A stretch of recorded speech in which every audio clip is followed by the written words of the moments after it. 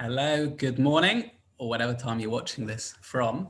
Welcome to our Parsha series, where we have a few minutes a day, or a few minutes a week, I should say, on the weekly Parsha. So a Parsha's Vayeitzei. I have to say, sometimes rabbis make political statements, and sometimes rabbis make normal statements, and people may think it's political. So here is a statement which is absolutely not intended to be political in any way. So I hope it doesn't come out as such. There's a question I had on the Parsha, probably years old actually. I want to share it with you. So I'm going to share my screen. So hopefully we can do this a little bit textually. It goes like this. In the beginning of Vayeitzei, as you can see, Yaakov is dreaming of a ladder. He is standing there atop Temple Mount, Har Habayis, where he's actually lying down. He's dreaming, as it says over here, and he dreamed, and there was a ladder on the ground. Its top reached up to heaven. And behold, angels of God, Malachi Elokim, are Olim v'Yordim bo. Olim v'Yordim bo means they are going up, Olim ascending, v'Yordim bo, and then they're descending. Rashi writes the following. Now, the reason why Rashi is commenting is because the verbs seem to be the wrong way around. You would normally expect angels, actually anyone going up a ladder, to be honest, not Olim v'Yordim. You should expect them firstly to be descending because they're coming from heaven, and afterwards to be then ascending back up. Whereas here, you've got Olim, first they're ascending, then they're descending. How does that work? So Rashi writes as follows.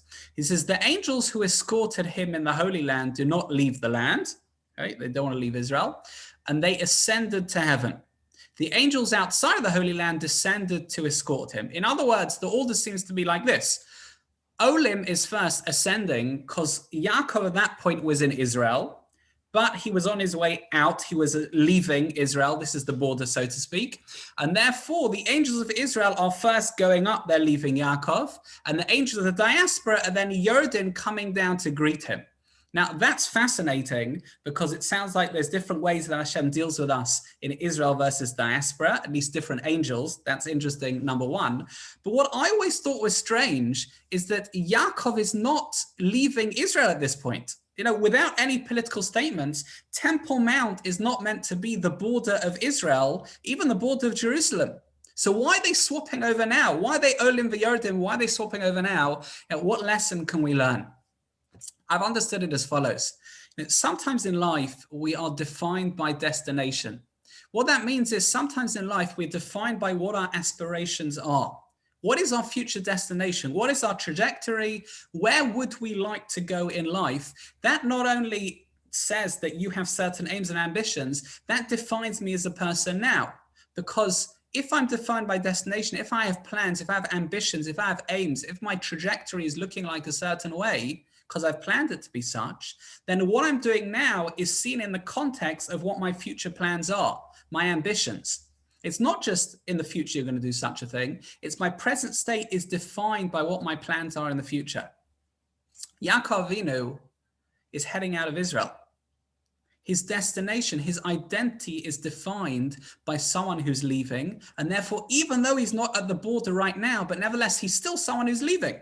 And therefore, the angels switch over. I'll give you one more example of this, very interesting. On Yom Kippur night, in fact, the entire duration of Yom Kippur, we say Baruch Shem Kvod Malchut Olam Va'ed in the Shema.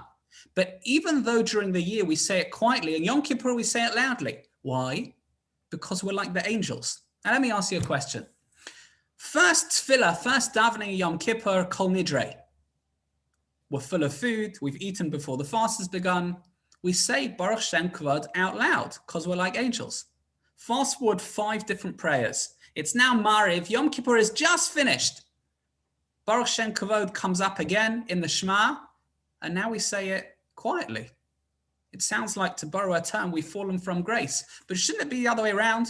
Aren't we holier at the end of Yom Kippur, after we've gone through the 5 davenings, stayed in shul, etc., than when we started Yom Kippur? Answers Rabbi Auerbach the following beautiful idea. He says, we're defined by destination, right? What are we looking forward to at the beginning of Yom Kippur? We're looking forward to davening. We're looking forward to kapara, slicha, mechila, in others, forgiveness, atonement, closeness to God. When Yom Kippur goes out, what is our destination? What are we thinking about? What are we looking forward to? What's the food going to be when we break the fast? How quickly can I get home? We've fallen from grace because we've defined ourselves by a destination which is somewhat lower than what we had over the last 24 hours. And therefore, Baruch Shem is said quietly. Just to finish with a slight story, the Ponevezher Rav Kahneman, in World War II, he was living in Israel. And at one point, he walked up a hill in Bnei Brak, and he declared to somewhat bemused onlookers, he said, I'm going to build a yeshiva in this spot. And they said to him, Rabbi Kahneman, you're mad. Rommel's corpse are on the way to Israel. We don't know what's going to happen. What are you talking about? You're going to build a yeshiva. You're dreaming. You're crazy. You're asleep. What's wrong with you? So he said to them a very interesting line. He said, you know what? He said, I may be dreaming, but I'm not asleep. I have a vision. I'm going to create something that's going to define my life's purpose. Indeed, he managed to create that yeshiva. The Ponevezher Yeshiva produced unbelievable staff members, unbelievable learners and students. To this very day, you can go visit. And that's someone who's defined by destination. Please God, we should have aims, ambitions, and only good things in life.